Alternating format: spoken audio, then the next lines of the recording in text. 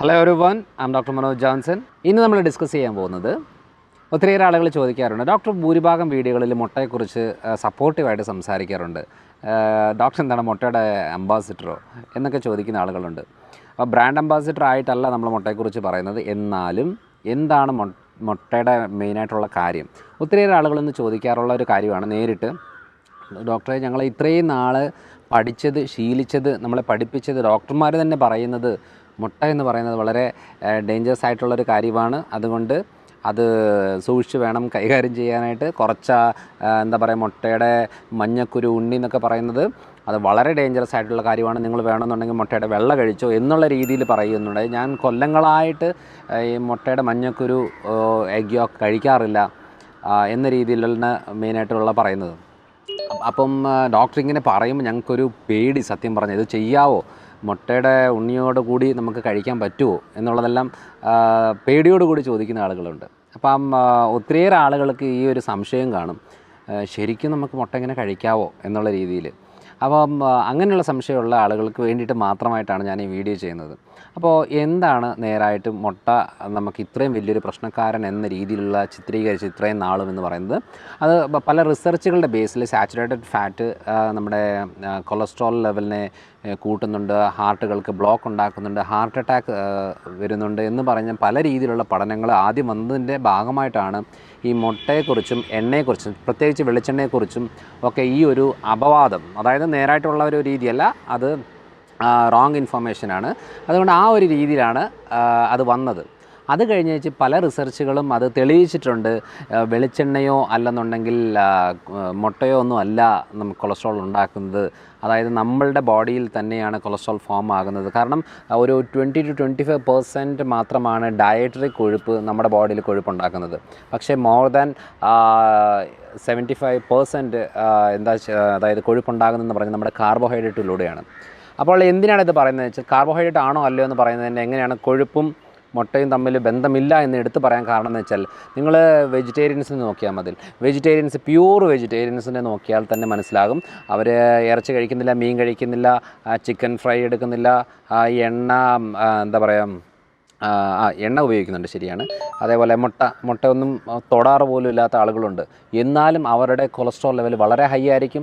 ബ്ലോക്കുകൾ കാണും, ആൻജിയോപ്ലാസ്റ്റി ചെയ്തവരായിരിക്കും, ഹാർട്ടിൻ്റെ ഉള്ളവരായിരിക്കും. അപ്പം മനസ്സിലായല്ലോ, ഡയറക്റ്റ് മുട്ടയല്ല ഈ പ്രശ്നം ഉണ്ടാക്കുന്നതെന്ന്. പ്രശ്നമുണ്ടാക്കുന്ന മെയിൻ കൊളസ്ട്രോൾ ആയാലും ഫാറ്റ് ലിവർ ആയാലും ബ്ലോക്കുകളായാലും ഫൈബ്രോയിഡ്, തൈറോയിഡ്, ശരീരത്തിലെ നീര്, ഇതെല്ലാം ഉണ്ടാകുന്നതിൻ്റെ മെയിൻ കാര്യമെന്ന് പറയുന്നത് കാർബോഹൈഡ്രേറ്റ് ആണ്. പ്രത്യേകിച്ചും അരിയാഹാരം, കിഴങ്ങ് വർഗ്ഗം, മധുര സാധനങ്ങളാണ് ഇതിൻ്റെ മെയിനായിട്ടുള്ള കാര്യം. പക്ഷേ ആ വിഭാഗം നമ്മൾ നോക്കാതെ നമ്മൾ വല്ലപ്പോഴും എടുക്കുന്ന ഈ മുട്ടയാണ് നമ്മൾ കുറ്റം പറഞ്ഞുകൊണ്ടിരിക്കുന്നത്.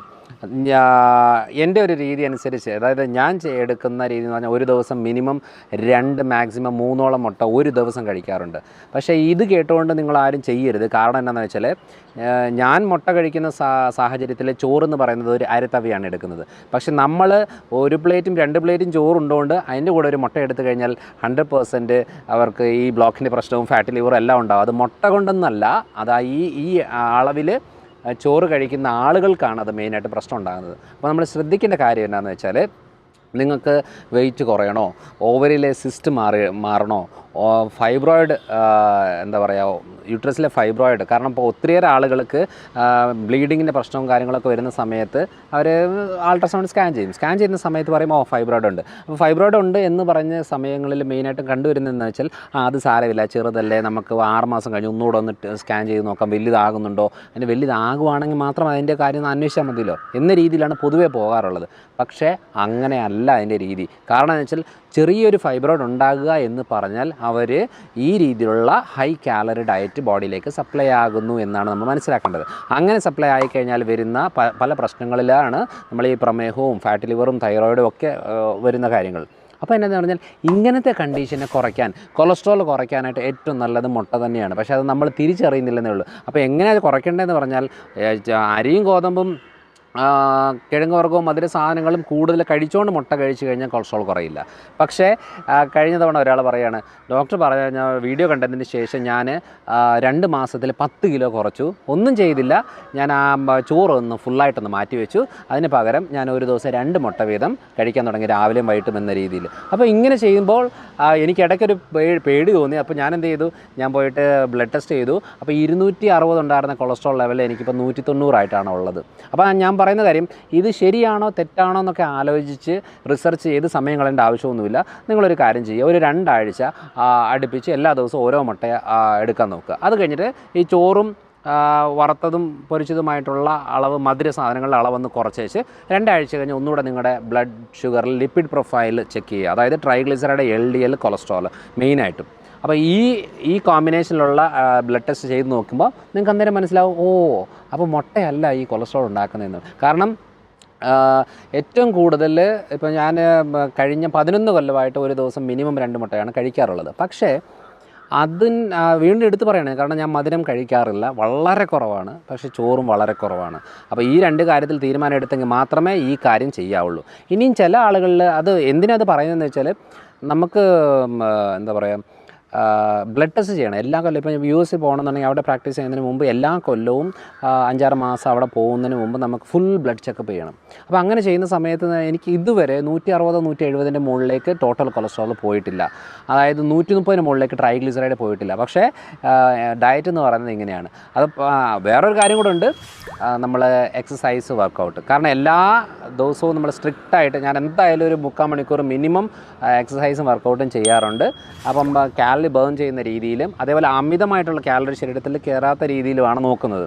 അങ്ങനെയാണ് നമ്മളിതിൻ്റെ കാര്യം ചെയ്യേണ്ടത്. അതുകൊണ്ട് നമുക്ക് പറ്റുമില്ല എന്നാണ് നോക്കേണ്ടത്, അല്ലാതെ കൊളസ്ട്രോൾ മുട്ട നല്ലതാണോ അല്ലയോ എന്നുള്ളതല്ല. ഇനി മുട്ടയ്ക്കകത്ത് പല രീതിയിലുള്ളതുണ്ട്. കോഴിമുട്ട, താറാമുട്ട, കാടമുട്ടയുണ്ട്. ഇതെല്ലാം ഓൾമോസ്റ്റ് സെയിം തന്നെയാണ്, ഇതിൻ്റെ വലിയ ഡിഫറൻസ് ഒന്നുമില്ല. അപ്പം നമ്മളൊരു പഴഞ്ചൊല്ലൊക്കെ കേൾക്കാറില്ലേ, 1000 കോഴിക്ക് അരക്കാടെന്നൊക്കെ കേൾക്കാറില്ലേ, അതൊക്കെ ചുമ്മാ കേട്ടോ. അത് എന്താ പറയുക, അങ്ങനെ ഒരു രീതിയല്ല, എല്ലാം സെയിം തന്നെയാണ്. പിന്നെ നമ്മൾ അതിനെ ഓരോന്നാക്കിയിട്ട് അതിനെ കൂടുതൽ മാർക്കറ്റ് വാല്യൂ കൂട്ടാൻ വേണ്ടിയിട്ട് ഓരോ കാര്യങ്ങൾ ചെയ്യുന്നതെന്നല്ലാതെ പ്രത്യേകിച്ച് അതിനകത്തൊന്നുമില്ല. പിന്നെ ഈ പൈൽസിൻ്റെ പ്രശ്നമുള്ള ആളുകൾ, അതേപോലെ ബോഡിയിൽ കുരുക്കളുണ്ടാകുന്ന ആളുകൾ, പ്രോട്ടീൻ അലർജി ഉള്ള ആളുകളൊന്നും മുട്ട അധികം കഴിക്കരുത്. ചില ആളുകൾ, ഞാൻ കഴിഞ്ഞ പ്രാവശ്യം ഒരാളെന്നോട് സംസാരിച്ചുകൊണ്ടിരുന്നപ്പോൾ പറഞ്ഞു, കുറച്ച് ദിവസമായിട്ട് ഭയങ്കര ചൊറിച്ചിലാണ്, കണ്ണൊക്കെ ഭയങ്കര ചൊറിയുന്നു എന്ന് പറഞ്ഞു. അപ്പോൾ ഞാൻ പറഞ്ഞു, എന്നാൽ നിങ്ങൾക്ക് പ്രോട്ടീൻ അലർജി കാണുമല്ലോ, ഒരു കാര്യം ചെയ്യുക, നിങ്ങളിപ്പോൾ എടുത്തുകൊണ്ടിരിക്കുന്ന ഈ ഒരാഴ്ചയായിട്ട് ഏതെങ്കിലും കാര്യം അടുപ്പിച്ചെടുക്കുന്നുണ്ടോ എന്ന് ചോദിച്ചു. അപ്പോൾ അവർ പറഞ്ഞു, ആലോചിച്ച് നോക്കിയിട്ട് പറഞ്ഞു, ഞാൻ ഡോക്ടറുടെ വീഡിയോ കണ്ടിട്ട് ഇപ്പം കുറച്ച് ദിവസമായിട്ട് എല്ലാ ദിവസവും ഇങ്ങനെ മുട്ട കഴിക്കുന്നുണ്ട് എന്ന് പറഞ്ഞു. ഒരു കാര്യം ചെയ്യും, നിങ്ങൾക്ക് മുട്ട അലർജി ആണെന്ന് തോന്നുന്നത്, നിങ്ങൾ ആ മുട്ടയൊന്ന് മാറ്റി വെക്കുക എന്ന് പറഞ്ഞു. അത് നമ്മുടെ ഒരു ഫാമിലി ഫ്രണ്ടും കൂടിയായിരുന്നു. അപ്പോൾ അങ്ങനെ ചെയ്തപ്പോൾ രണ്ടാമത് ഒരു 2 വീക്സ് കഴിഞ്ഞ് അവരെ കണ്ടപ്പോൾ അവർ പറഞ്ഞത്, ഞാൻ മുട്ട മാറ്റി വെച്ച് എൻ്റെ കണ്ണിലെ ചൊറിച്ചിൽ പോയി. അപ്പം കണ്ണിലെ അങ്ങനെ ഒരു ഇച്ചിങ് ഉണ്ടാകുന്നതിൻ്റെ മെയിൻ റീസൺ എന്ന് പറയുന്നത് പ്രോട്ടീൻ അലർജിയാണ്. അപ്പോൾ നമ്മൾ തിരിച്ചറിയേണ്ട കാര്യം, മുട്ട നല്ലത് എന്ന് പറഞ്ഞ ഉടനെ അത് നമുക്ക് പറ്റുമോ ഇല്ലയോ എന്ന് ആലോചിച്ചിട്ട് വേണം ഈ കാര്യം ചെയ്യാനായിട്ട്. ഇപ്പം മദ്യപാനമായാലും പുകവലി ആയാലും ഏതൊരു കാര്യമായാലും ചെറിയ അളവിൽ എടുക്കുന്നത് കുഴപ്പമില്ല. പക്ഷേ ആ കുഴപ്പമില്ല എന്നുള്ളത് ചെറിയ അളവിൽ നമുക്ക് പറ്റുമോ ഇല്ലയോ എന്ന് നമ്മൾ തിരിച്ചറിഞ്ഞെങ്കിൽ മാത്രമേ അതിന് കാര്യമുള്ളൂ. വേറൊരാൾ മദ്യം നന്നായിട്ട് കഴിക്കുന്നു എന്ന് പറഞ്ഞ് നമ്മൾ ആ ഒരു അളവിൽ കഴിക്കാൻ പോയാൽ നമുക്ക് പ്രശ്നം ഉണ്ടാകും. അതേപോലെ വേറൊരാൾ നന്നായിട്ട് ചോറ് കഴിക്കുന്നു എന്ന് പറഞ്ഞ് നമ്മൾ അത് കഴിക്കാൻ പോയി കഴിഞ്ഞാൽ അത് നമുക്ക് പ്രശ്നം ഉണ്ടാകാം. വേറൊരാൾ നന്നായിട്ട് മുട്ട കഴിക്കുന്നു എന്ന് പറഞ്ഞ് നമ്മൾ കഴിക്കാൻ പോയാൽ നമുക്ക് പ്രശ്നം ഉണ്ടാകും. അതുകൊണ്ട് എന്താ ചെയ്യേണ്ടത്, നമ്മുടെ ശരീരത്തിൽ നമ്മളെ പഠിക്കണം. അതിൽ കുറച്ച് ദിവസം അടുപ്പിച്ച് ഏതൊരു കാര്യം ചെയ്യുമ്പോൾ അതിൻ്റേതായ പ്രശ്നങ്ങളും ബുദ്ധിമുട്ടും ഉണ്ടാകും. പിന്നെ ഞാൻ കഴിഞ്ഞൊരു വീഡിയോയിൽ എടുത്ത് പറഞ്ഞിട്ടുണ്ടായിരുന്നൊരു കാര്യമായിരുന്നു, ഒരു കല്യാണം കഴിക്കാനായിട്ട് പോകുന്ന പെൺകുട്ടി 15 ദിവസം ഉണ്ടായിരുന്നുള്ളൂ. ഈ 15 ദിവസം കൊണ്ട് വെയിറ്റ് കുറയ്ക്കണം. അതായത് അതുവരെ ഡ്രസ്സും കാര്യങ്ങളെല്ലാം എടുത്ത് റെഡിയാക്കിയിരിക്കും. ഇനി അത് രണ്ടാമത് ഡ്രസ്സിനെ ഫിറ്റിങ്സ് ഒക്കെ ചെയ്ത് സമയം കളയാനുള്ള സമയമില്ല, എനിക്ക് എങ്ങനെയെങ്കിലും പെട്ടെന്ന് വെയിറ്റ് കുറയ്ക്കണമെന്ന് പറഞ്ഞപ്പോൾ ഞാൻ ഈ എഗ് ഡയറ്റ് എന്ന് പറയുന്നൊരു പ്ലാൻ പറഞ്ഞു കൊടുത്തു. എഗ് ഡയറ്റ് പ്ലാനിലെന്ന് പറയുന്നത് ഒരു ദിവസം 4 മുട്ടയാണ്. പക്ഷേ ഈ 4 മുട്ട കഴിക്കുമ്പോൾ നമുക്ക് വിചാരിക്കും, ഇങ്ങനെയൊക്കെ കഴിക്കാമോ എന്ന് ഓർക്കും. പക്ഷേ വേറൊന്നും പറ്റത്തില്ല. മുട്ട കഴിക്കാം, ബട്ടർ കോഫി കഴിക്കാം. അതായത് രാവിലെ 1 മുട്ട, ഉച്ചയ്ക്ക് 2 മുട്ട, രാത്രി 1 മുട്ട. ഇതാണ് മെയിൻ ഫുഡ്. ഇതിൻ്റെ കൂടെ നമുക്ക് അവിയൽ, തോരന്, മെഴുക്ക് പുരട്ടി, വറവൽ, ഉപ്പേരി എന്നൊക്കെ പറയില്ലേ, ആ ഒരു ഗ്രൂപ്പ് ഓഫ് ഫുഡുകൾ പറ്റും. പിന്നെ ഈ രാവിലെയും ഉച്ചയ്ക്കും ഗ്യാപ്പിൽ ഒരു ആപ്പിളും വൈകുന്നേരം രാത്രിത്തെ ഗ്യാപ്പിൽ ഒരു ഓറഞ്ചുമായിട്ടാണ് പറഞ്ഞിരുന്നത്. ഇത് 10 ദിവസം ചെയ്തു. കാരണം 15 ദിവസം ഉണ്ടായിരുന്നു. 10 ദിവസത്തിൽ 7 കിലോ കുറഞ്ഞു. അപ്പോൾ ഞാൻ എടുത്ത് പറഞ്ഞതെന്ന് വെച്ചാൽ ഇതൊന്നും അങ്ങനെ കാലങ്ങളായിട്ട് എടുക്കേണ്ട ഒരു കാര്യമല്ല.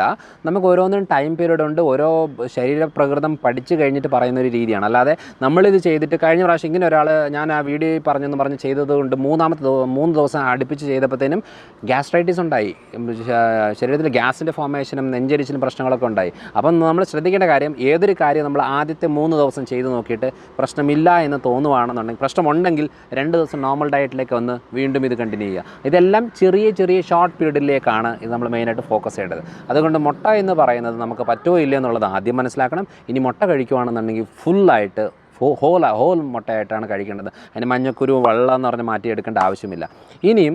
ഇനി ജിമ്മിൽ പോകുന്ന ആളുകൾ, വർക്കൗട്ട് ചെയ്യുന്നവർ, പ്രോട്ടീൻ്റെ ഇൻടേക്ക് കൂടുതൽ ആവശ്യമുള്ളവരാണെന്നുണ്ടെങ്കിൽ നിങ്ങൾ 2-3 മുട്ടയുടെ വെള്ളം എടുക്കാം. പക്ഷേ ഒരു മുട്ടയുടെ ഫുള്ളായിട്ടുള്ള എഗ് യോക്ക് കഴിക്കുന്നത്, ഫുള്ളായിട്ടുള്ള മുട്ട കഴിക്കുന്നത് വളരെ നല്ലൊരു ഓപ്ഷനാണ്. പക്ഷേ അതിൻ്റെ കൂടെ നമ്മൾ ഈ ഇഡ്ഡലിയും ദോശയും പുട്ടും ചപ്പാത്തിയും പൊറോട്ട അതേപോലെ ചോറ് എന്നൊക്കെ മധുരം എന്നൊക്കെ പറഞ്ഞ അളവ് കൂടുതൽ എടുത്തു കഴിഞ്ഞാൽ നമുക്ക് 100% കാർഡിയാക് ബ്ലോക്കുകൾ, അതായത് ഹാർട്ടിലെ ബ്ലോക്കുകളുണ്ടാകും, ഫാറ്റ് ലിവർ ഉണ്ടാകും, ഗ്യാസിൻ്റെ ഫോർമേഷൻസ് ഉണ്ടാകും, സ്കിന്നിലെ റാഷസ് ഉണ്ടാകും, എല്ലാം ഉണ്ടാകും. അതുകൊണ്ട് മനസ്സിലാക്കേണ്ടത് എന്താണെന്ന് വെച്ചാൽ, ഞാൻ ഏറ്റവും കൂടുതൽ പ്രോട്ടീനെ സപ്പോർട്ട് ചെയ്യുന്ന ഒരാളാണ്. പക്ഷേ പ്രോട്ടീൻ അലർജി ഉള്ളവരും, പ്രോട്ടീൻ കഴിച്ചു കഴിഞ്ഞാലുള്ള ബുദ്ധിമുട്ടുള്ളവരും, പൈൽസ് റിലേറ്റഡ് പ്രശ്നമുള്ളവരും, മുടിപൊഴിച്ചിലിന് പ്രശ്നമുള്ളവരൊക്കെ ശ്രദ്ധിക്കണം. നമുക്കത് പറ്റുമോ ഇല്ലെന്ന് നോക്കിയിട്ട് വേണം ഈ മുട്ടയെ കഴിക്കാനായിട്ട്. അതുകൊണ്ട് താറാമുട്ട കുറച്ചുകൂടെ നല്ലൊരു ഓപ്ഷനാണ് കോഴിമുട്ടയെക്കാട്ടിലും. പിന്നെ ഒരു തെറ്റിദ്ധാരണ എന്ന് പറയുന്നത് എന്താണെന്ന് വെച്ചാൽ, ഇതിലൊക്കെ ഹോർമോൺ കുത്തിവെക്കുന്നു, അല്ലെന്നുണ്ടെങ്കിൽ കോഴിയുടെ ഫീഡുകളിൽ ഹോർമോൺ കൊടുത്തത് കൊണ്ടാണ്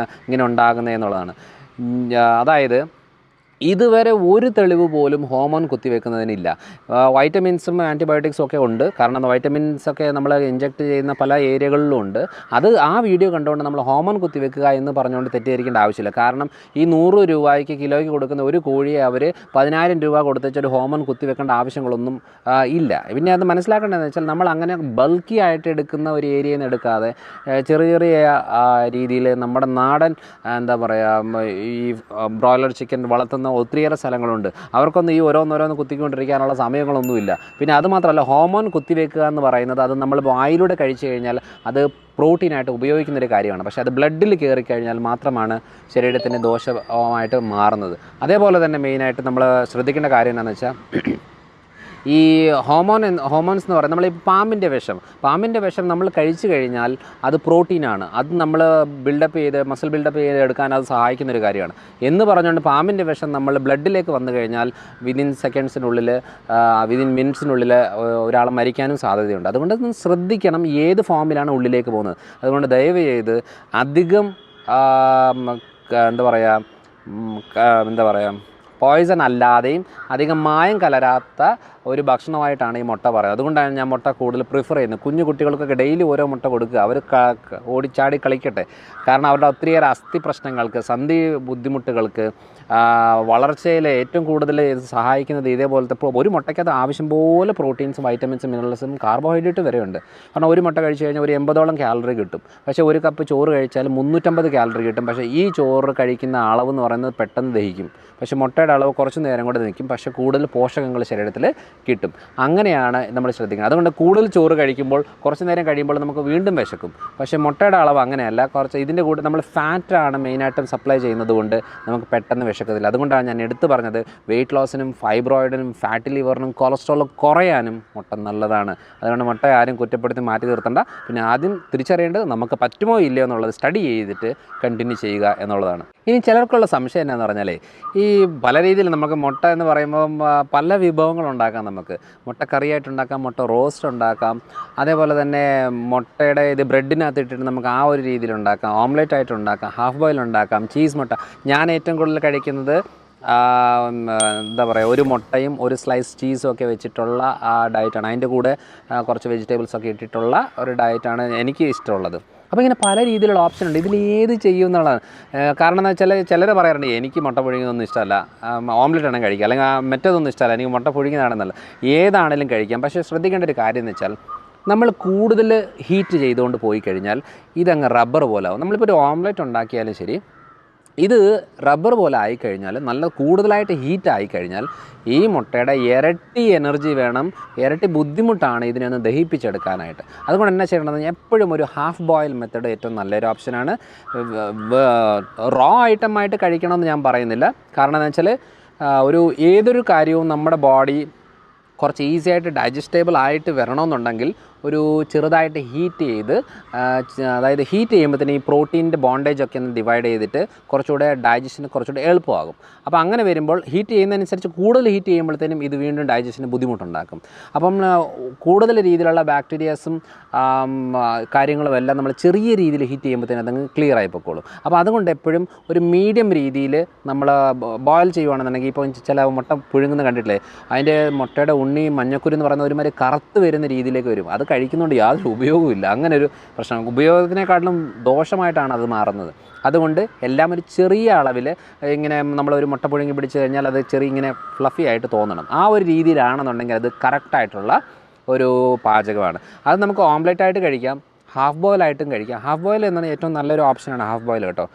അതും നല്ലൊരു കാര്യമാണ്. പിന്നെ എപ്പോഴും നമ്മൾ കുട്ടികൾക്ക് ഈ ഓംലെറ്റ് ആക്കുന്ന സമയത്ത് അതിൻ്റെ കൂടെ കുറേ വെജിറ്റബിൾസ് കൂടെ ഇട്ടിട്ട് അങ്ങനെ ഒരു ഡിഷായിട്ട് കൊടുക്കുന്നതായിരിക്കും കുറച്ചുകൂടെ നല്ലൊരു ഓപ്ഷൻ. കാരണം എപ്പോഴും പിന്നെ നമുക്ക് വെറൈറ്റി ആയിട്ടുള്ള ഷേപ്പിൽ ഇത് ഉണ്ടാക്കിയെടുക്കാൻ പറ്റും. ഇപ്പോൾ നമ്മൾ ബ്രെഡിൻ്റെ സൈഡ് മാത്രം, ഉള്ളു മാത്രം കട്ട് ചെയ്തെടുത്തിട്ട് ബ്രെഡിൻ്റെ അതുപോലെ നോൺ സ്റ്റിക്കിന് മുകളിൽ വെച്ചിട്ട് ഇത് കുറച്ച് വെജിറ്റബിൾസ് മുട്ടയെല്ലാം ഇങ്ങനെ ഇതാക്കിയിട്ട് ഇട്ട് കിടക്കിയാൽ അങ്ങനെ നല്ലൊരു ഷേപ്പിൽ നമുക്ക് ആക്കിയെടുക്കാൻ പറ്റും. അതേപോലെ മോൾഡ് ഉള്ളെങ്കിൽ പല രീതിയിൽ നമുക്ക് കുട്ടികൾക്ക് പല രീതിയിൽ നമുക്ക് മുട്ട ഡിഷസൊക്കെ ഉണ്ടാക്കി കൊടുക്കാൻ പറ്റും.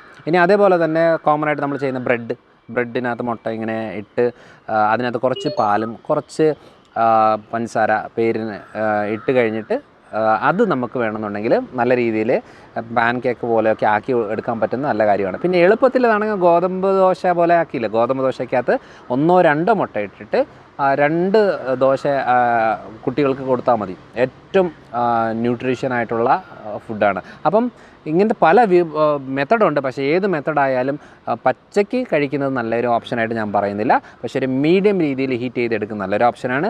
ഡീപ്പ് ഹീറ്റിലേക്ക് പോകുന്നത് യൂസ്ലെസ് ആണ്. ഇനി എഗ് ബജ്ജി എന്നൊക്കെ പറയാറില്ലേ, അതിനെ പറയുന്നത് എഗ് ബോണ്ട എന്നൊക്കെ പറയുന്നുണ്ടല്ലോ, നമ്മൾ സാധാരണ തട്ടുകടയിലൊക്കെ കിട്ടുന്നൊരു കാര്യം. കാരണം അതെന്ന് പറഞ്ഞാൽ ഓൾറെഡി ബോയിൽ ചെയ്തെടുത്ത ഒരു മുട്ടയെ വീണ്ടും അത് മാവിൽ മുക്കിയിട്ട് വീണ്ടും അത് ഡീപ്പ് ഫ്രൈയിലേക്ക് പോവുകയാണ്. ഇത് ഹൈ ഹീറ്റ് ആയിക്കഴിഞ്ഞാൽ അതുകൊണ്ട് യാതൊരു ഉപയോഗവും ശരീരത്തിനില്ല.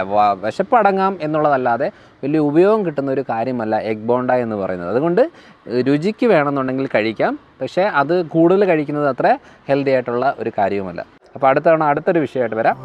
ബൈ.